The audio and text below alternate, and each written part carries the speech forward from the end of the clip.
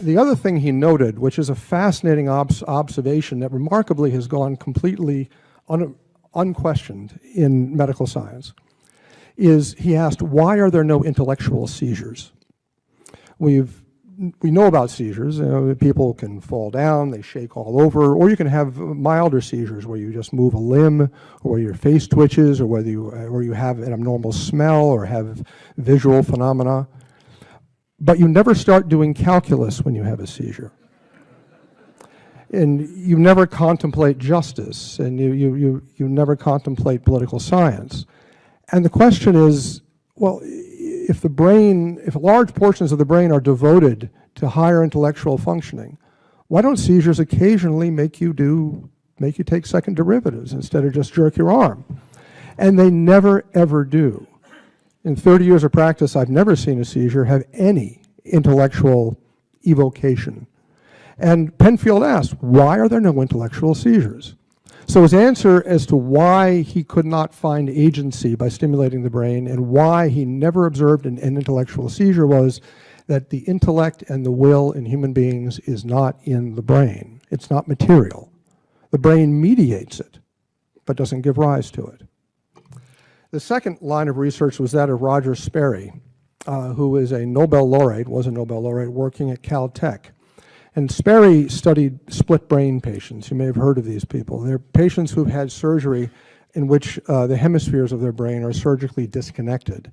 We actually cut through a fiber bundle between the hemispheres so that the brain now really is two brains, essentially. There are connections deeper down, but they don't connect the hemispheres very effectively.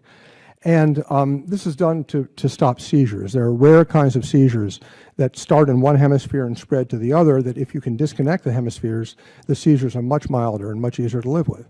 So these operations have been done really since the 1930s, and they work very well. And Sperry took these patients and he studied them in detail because he wanted to ask what happens to someone's mind when you cut their brain in half. And the remarkable result of Sperry's work isn't what he won the Nobel Prize for. He won the Nobel Prize because he found a whole bunch of subtle perceptual changes, very, very interesting things. The remarkable thing was that he had to do Nobel Prize level research to find any difference at all. That is, I've known many of these patients. I've done the surgery.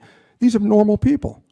You meet them, I talk to them, their brains are cut in half, but they're still one person. They're completely unitary. They don't have two minds. They don't have two intellects or two wills.